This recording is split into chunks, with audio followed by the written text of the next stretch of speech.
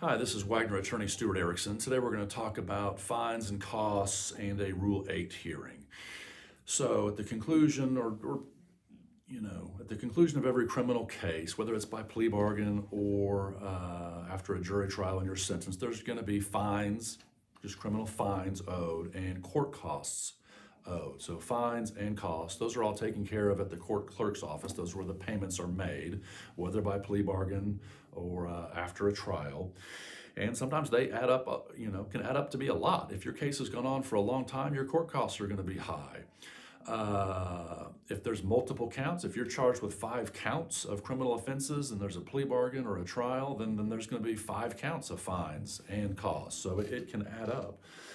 A Rule 8 hearing is after the fact. It's a hearing that the judge conducts, where it will look into the ability to pay of the defendant. They will look at what your sources of income are, what assets you have, and your ability to pay. So usually in a normal case where there is no Rule 8 hearing, you'll enter your plea, you'll have a certain amount of fines and costs, you'll go to the court clerk's office and set up a payment plan. So if your total fines are $1,500, you may set up a payment plan where you're paying $50 a month or $75 a month. That may be the case, and you just, while you're on probation, if you're out, you just pay that, and no trouble until you get the zero balance. But a Rule 8 hearing is where somebody thinks, I won't be able to pay those. So you make the motion for the Rule 8 hearing. The judge will take testimony under oath about income, assets, and the like, and the judge will have options. The judge has the power to dismiss the fines and costs, to waive them, to suspend them, to say, hey, we're going to delay them until you get more ability to pay, or not believe the person, say, yep, you can pay, we're just going to keep this going, or set up a payment plan.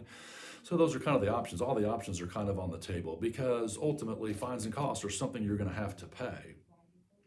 If you're on probation and don't pay and don't tell anybody and don't work it out, they could file an application to take away your probation. If you're doing good on probation but don't pay fines and costs, you could ultimately get a bench warrant out for your arrest for failure to pay fines and costs. So it's something to take seriously. It's something to get on a good payment plan. If you really can't pay, a Rule 8 hearing might be what is necessary and worth a shot. So all of those are considerations, because ultimately you're going to have to be, or a defendant's going to have to be successful paying off their fines and costs. So if you have any questions about that, reach out to me, Stuart Erickson, at WagnerLawyer.com.